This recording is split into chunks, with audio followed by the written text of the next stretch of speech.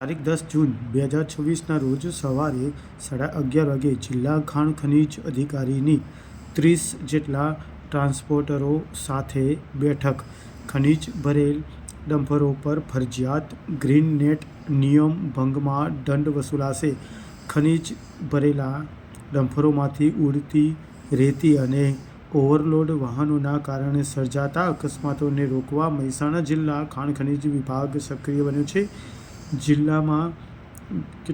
જિલ્લાના અધિકારી પ્રતીક શાહે સૌપ્રથમવાર જિલ્લાના ખનીજ પરિવહન સાથે સંકળાયેલા આશરે 30 જેટલા ટ્રાન્સપોર્ટરો માટે સાથે એક વિશેષ બેઠકનું આયોજન કરવામાં આવ્યું હતું, જેમાં ગ્રીન નેટ અને નિયમ ભંગના કાયદા વિશે સમજૂતી આપવામાં આવી હતી અને સાથે સાથે ગ્રીન નેટ ફરજિયાત અને નિયમ ભંગમાં દંડ વસૂલાશે તેવું પણ ચોખવટ વાત કરવામાં આવી હતી.